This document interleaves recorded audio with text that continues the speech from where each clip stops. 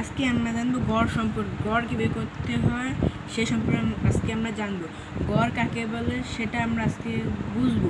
কতগুলো রাশি দেওয়া থাকলে রাশিগুলো যোগফলকে রাশিগুলোর সংখ্যা দ্বারা ভাগ করলে যে মান পাওয়া যায় তাকে রাশিগুলোর গড় বলে। গড়ের একটা সূত্র আছে, তা হলো গড় সমান সমান রাশিগুলোর যোগফল ভাগ রাশিগুলোর সংখ্যা। আজকে আমরা এই গড়টা করব। গড় ফার্স্টে সূত্র ছিল কি, রাশিগুলোর যোগফল ভাগ রাশিগুলোর সংখ্যা। রাশিগুলো যোগ করব, 8 যোগ 10 যোগ 13 যোগ 7 যোগ 9 যোগ 10, 10 আর 9 19, 57, এভাবে 57। এবার গড়ের সূত্র, গড় সমান সমান রাশিগুলোর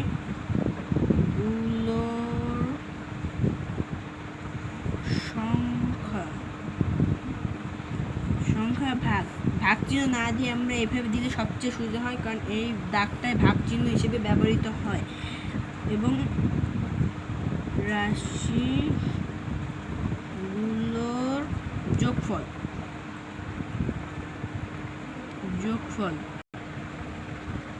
হ্যাঁ, এবং আমরা একটা বিষয় কি, রাশিগুলোর সংখ্যা মানে হলো ওর কোনো নির্দিষ্ট সংখ্যা দেওয়া থাকবে না। এর উপরে যতগুলো সংখ্যা 1 2 3 4 5 6টা সংখ্যা, আমার অঙ্কের মোট 6টা সংখ্যা রয়েছে। আর রাশিগুলোর যোগফল, এই রাশিগুলো যতগুলো যোগ করছি তা হলো 57।